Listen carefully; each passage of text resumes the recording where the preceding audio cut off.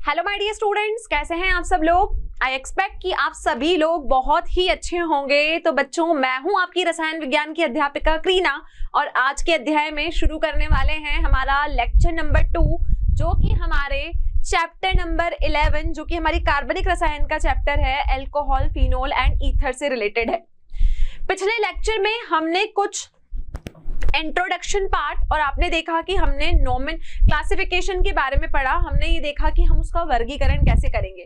तो मैंने आपको ये बताया कि अल्कोहल, फिनोल और ईथर अपने आप में एक बहुत बड़ा चैप्टर है, क्योंकि आप जानते हो कि इस चैप्टर में हमको 3 टॉपिक्स को कवर करना है। तो हम जैसा कि पूरी हमारी ऑर्गेनिक केमिस्ट्री में सबसे पहले हर चीज को क्लासिफिकेशन के रूप में पढ़ते हैं, सेकेंड हम उसका नॉमेनक्लेचर करते हैं, थर्ड हम उसके प्रिपरेशन के मेथड्स देखते हैं कि हम उसका विरेचन कैसे करेंगे, चौथा हम बात करते हैं उसकी फिजिकल प्रॉपर्टीज पे, पांचों हम बात करते हैं उसकी केमिकल प्रॉपर्टीज पे। तो ये जो पांचों चीजें मैंने बताई, ये आपको ध्यान में रखनी है कि पूरी ऑर्गेनिक केमिस्ट्री को आप इन 5 कैटेगरीज में, या मैं कह सकती हूँ 5 पार्ट में पढ़ोगे। हम कैसे देखेंगे इसको, देखिए। सबसे पहले हम कोई भी चीज होती है तो उसका वर्गीकरण पढ़ते हैं, ठीक है। वर्गीकरण और इंट्रोडक्शन वाला लेक्चर हम पिछली लेक्चर में कर चुके हैं। वर्गीकरण के बाद मुझे देखना होता है नाम पद्धति। नाम पद्धति का मतलब होता है नॉमेनक्लेचर। नॉमेनक्लेचर मतलब कि आईयूपीएसी ने क्या नाम दिए किसी भी कार्बनिक वलय को। तीसरा मैं बात करती हूं उनके विरेचन की विधियों की। कुछ भी आपने बनाया, ठीक है, तो वो कैसे बना, कौन कौन से मेथड उसमें यूज हुए, कौन कौन से केमिकल हमने डाले, वो होती है आपकी विरेचन की विधियां। अब किसी भी चीज के भौतिक गुणों को पढ़ना भी आवश्यक होता है और रासायनिक क्रियाओं को पढ़ना भी आवश्यक होता है। तो उसके बाद हम देखते हैं उसके भौतिक गुण, ठीक है बच्चों। भौतिक गुणों के बाद आती है उनकी रासायनिक अभिक्रियाएं। भौतिक गुण के बाद रासायनिक अभिक्रिया, ठीक है। और लास्ट में कभी कभी हम सब चीजों के उपयोग भी पढ़ लेते हैं कि हम जो चीजें देख रहे हैं, फॉर एग्जाम्पल अगर हम अल्कोहल की बात करें, हम फिनोल की बात करें, या फिर हम ईथर की बात करें, ठीक है, इन तीनों का हमारे दैनिक जीवन में कहां पर उपयोग है। क्लियर बच्चों। तो किसी भी चैप्टर को हम इन 5 चीजों के रूप में पढ़ते हैं, तो आप कह सकते हो कि एक तरीके से ये माइंड मैप हो गया और इसी सीक्वेंस में हम सबके लिए बात करेंगे।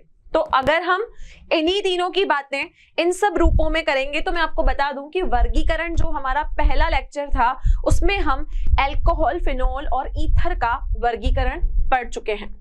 आज हम सिर्फ एक ही मुद्दे पे बात करेंगे और वो है आपकी नाम पद्धति।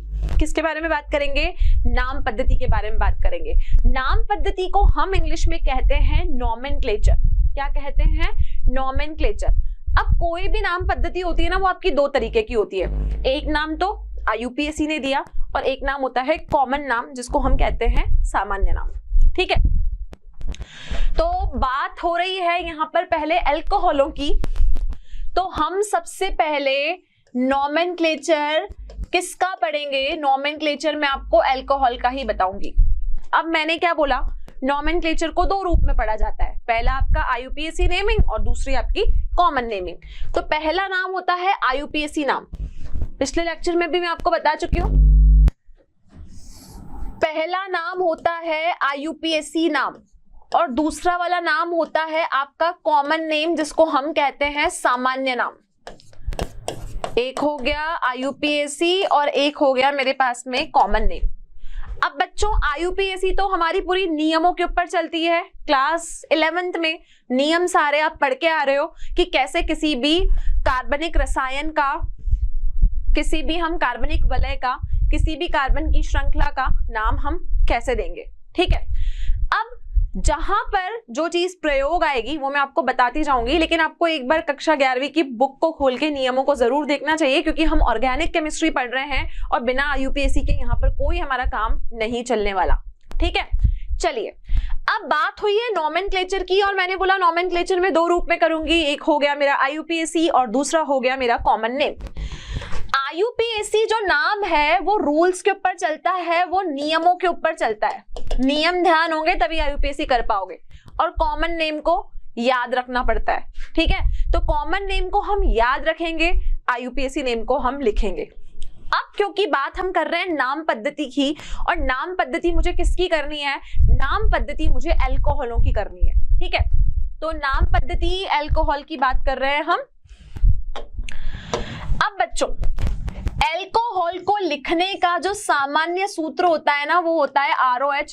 कल की क्लास में मैंने आपको बताया था ROH, ये अल्कोहल को लिखने का सामान्य सूत्र हुआ। अब अगर ये अल्कोहल को लिखने का सामान्य सूत्र है तो हम क्या कहेंगे, ये R का मतलब है एल्किल समूह, या R क्या है, एल्किल समूह, जिसको हम कहते हैं एल्काइल ग्रुप, जिसको हम कहेंगे कार्बन की श्रृंखला। क्लियर। R में आपके पास CH3 भी हो सकता है, CH3 CH2 CH3 भी हो सकता है, CH3 CH2 CH2 CH3 भी हो सकता है, कितने भी कार्बन की कोई भी श्रृंखला आपके पास में हो सकती है। तो R तो मेरा क्या हुआ, एल्किल ग्रुप, और OH क्या होता है, OH को हम कहते हैं हाइड्रोक्सिल ग्रुप। कल भी मैंने आपको बताया कि OH जो अल्कोहलिक ग्रुप होता है, इसको हम कहते हैं हाइड्रोक्सिल ग्रुप या फिर हाइड्रोक्सिल समूह।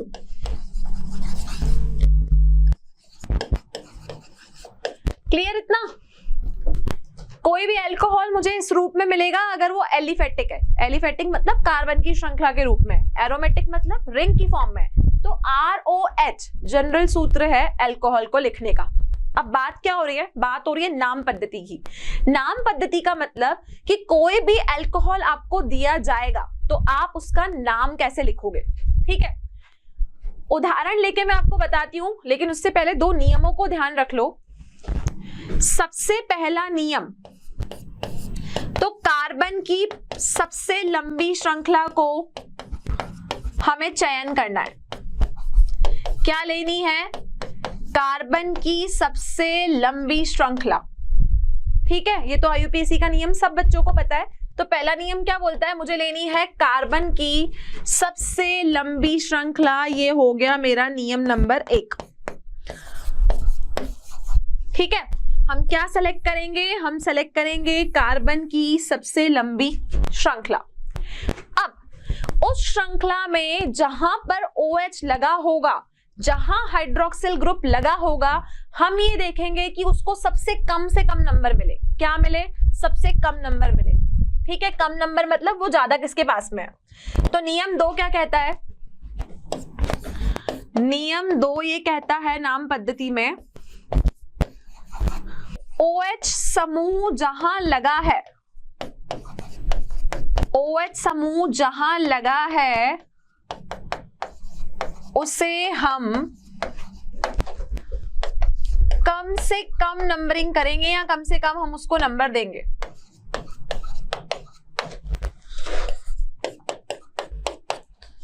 क्लियर है इतना, ठीक है।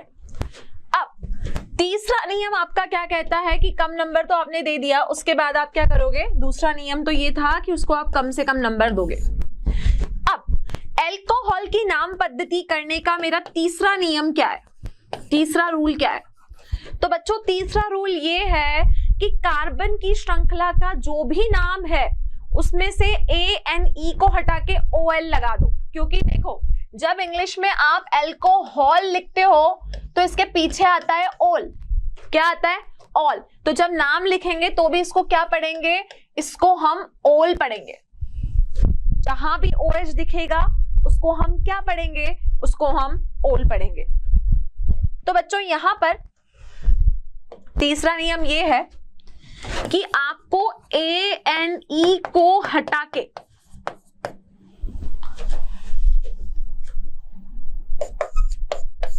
OL लगाना है, NE को हटा के OL लगाना है। अभी ये चीज मैं आपको एक उदाहरण के रूप में स्पष्ट करूंगी, तभी ये चीजें आपको क्लियर होगी कि हमने नाम इसको कैसे दिया। तो तीनों नियमों को ध्यान में रखिए कि करना क्या है, कार्बन की सबसे पहले सबसे लंबी श्रृंखला का चयन कर लो। चयन करने के बाद OH को देखो कि वो सबसे पास में कहां पर है, और जैसे ही आपको वो मिल जाए आप उसका नाम नंबरिंग करके ओल लगा के दे दो।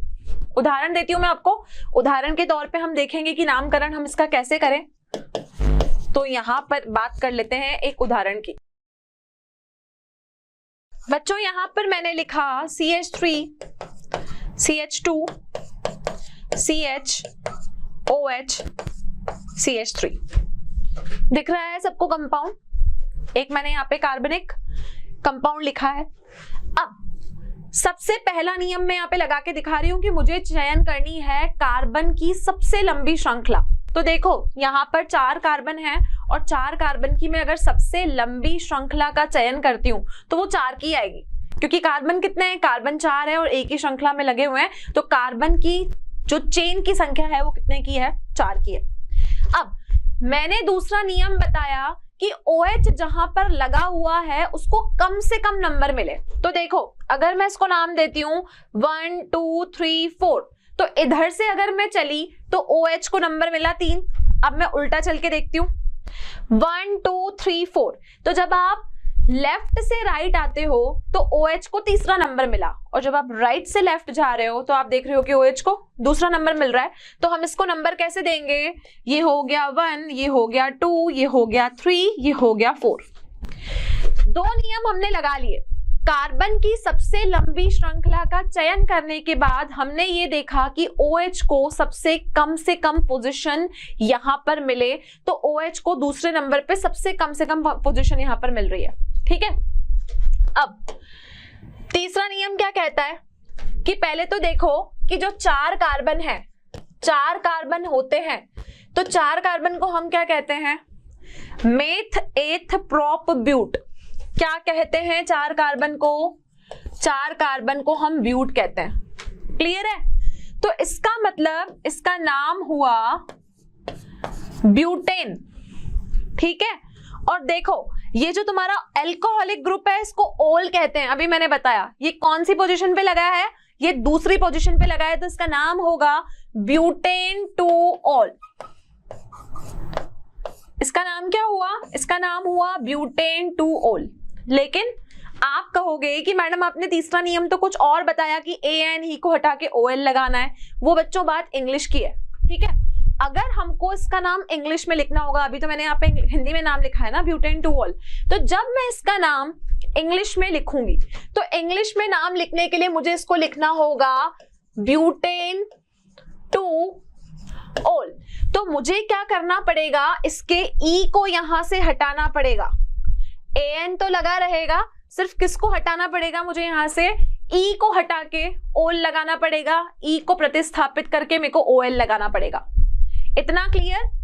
तो इंग्लिश में नाम लिखोगे तो E को हटा के 2 ओल लगा दो। हिंदी में तो हमको ब्यूटेन ही लिखना पड़ेगा पूरा, उसमें से हम E को नहीं हटा सकते, तो हिंदी में इसका नाम हुआ ब्यूटेन 2 ओल। इतना क्लियर? तो ये होती है अल्कोहल की नाम पद्धति। अब अल्कोहल हमारे पास में बहुत सारे हैं, तो देखते हैं कि हम कैसे अल्कोहल की नाम पद्धति करेंगे। तो बच्चों यहां पर कुछ अल्कोहलों के सामान्य तथा IUPAC नाम आपको लिखने हैं और जो यौगिक हैं वो आपको यहां पर दिए हुए हैं। ठीक है। तो यहां पर ये है मेरा पहला यौगिक, ये है दूसरा, ठीक है, ये हो गया बच्चों तीसरा यौगिक। अब मुझे इनको नाम देना है। कौन कौन सा? सामान्य नाम भी लिखना है मुझे इनका, और मुझे IUPAC पद्धति के हिसाब से भी इनका नाम लिखना है। ठीक है। तो एक तरीके से ये प्रैक्टिस है, देखिए आप कैसे नामकरण करोगे। सबसे पहली बात CH3OH, कितने कार्बन? एक ही कार्बन, तो नंबर यही देना पड़ेगा ना मुझे। ठीक है। एक ही कार्बन को हम मीथेन कहते हैं, और अगर मैं इसका नाम लिखूंगी तो इसका IUPAC में नाम होगा मिथेनॉल। क्या नाम होगा इसका? मिथेनॉल नाम होगा इसका। और अगर मैं इसके सामान्य नाम की बात करूं तो इसका सामान्य नाम भी हम CH3OH को मिथेनॉल ही कहते हैं, क्योंकि कॉमन नेम और IUPAC नेम कुछ कुछ सेम होते हैं, सिर्फ थोड़ा सा मॉडिफिकेशन होता है जो हमको याद रखने की जरूरत पड़ती है। ठीक है। तो इसका नाम हो गया मिथेनॉल, या आप इसको मैथिलिन भी कह सकते हो। क्या कह सकते हो? मैथिलिन। ठीक है बच्चों। चलिए अगला 1 2 3 कार्बन कितने? कार्बन है मेरे पास में 3 कार्बन। 1, 2 और 3। नियम क्या कहता है, जहां पर OH लगा है उस कार्बन को पहला नंबर दो। अब IUPAC के हिसाब से इसका नाम लिखें तो 1, 2, 3 कार्बन मतलब मेथ एथ प्रोप, तो इसका नाम क्या हुआ, प्रोपेन 1-ओल। हिंदी में लिखेंगे प्रोपेन 1-ओल। क्लियर है इतना। अब अगर मुझे इसका सामान्य नाम लिखना है तो यहां पर सामान्य नाम लिखने के लिए हम इसको लिखेंगे एन प्रोपिल एल्कोहल। क्या लिखेंगे, एन प्रोपिल एल्कोहल। अब मैंने यहां पर एन क्यों लगाया बच्चों, यहां पर एन का नंबर मतलब होता है कार्बन कितने भी लगे हों उनकी सीधी श्रृंखला। प्रोपिल मतलब कार्बन कितने हैं, 3 है, और ये अल्कोहल है तो इसका नाम हुआ एन प्रोपिल एल्कोहल। सेम ही हम जो इससे ऊपर वाला हमने लिखा है, इसका नाम हम मेथिलिन ना लिख के इसका सामान्य नाम क्या लिखेंगे, इसका सामान्य नाम हम लिखेंगे मेथिल एल्कोहल। इसको क्या लिखेंगे, मेथिल एल्कोहल, और IUPAC में हम इसको लिखेंगे मेथेनॉल। क्लियर। चलिए आगे देखिए, कार्बन नंबर 1, 2, 3। कार्बन कितने हैं, 3 कार्बन मतलब प्रोपेन, और प्रोपेन मतलब अब एल्कोहल जो लगा है वो दूसरी वाली पोजीशन पे लगा है, पहली पे नहीं लगा, तो इसका नाम होगा प्रोपेन 2-ओल। इसका नाम क्या होगा, प्रोपेन 2-ओल। इसको हम लिखेंगे प्रोपेन 2-ओल। और बच्चों अगर मुझे इसका सामान्य नाम लिखना है तो बच्चों आपको पता है कि ऐसा स्ट्रक्चर जब भी होता है, ऐसी सिमेट्री जब भी होती है, तो मैंने आपको पिछले लेक्चर में भी बताया था कि हम उसको आइसो कहते हैं। क्या कहते हैं, आइसो कहते हैं। तो इसका नाम होगा आइसोप्रोपिल एल्कोहल। क्या बोलेंगे हम इसको, आइसोप्रोपिल एल्कोहल। प्रोपिल क्यों बोला, क्योंकि यहाँ पर 3 कार्बन है। आइसो क्यों बोला, क्योंकि इसकी सिमेट्री देखो कैसे है कि OH बीच में लगा है, इधर सेम ग्रुप है, इधर भी आपके पास में मिथाइल है, इधर भी आपके पास मिथाइल है, तो इसका नाम क्या हुआ, इसका नाम हुआ आइसोप्रोपिल एल्कोहल। Clear students. चलिए तो ये तो 3 आपके यौगिक ऐसे थे जिसका हमने सामान्य नाम और IUPAC नाम लिखा।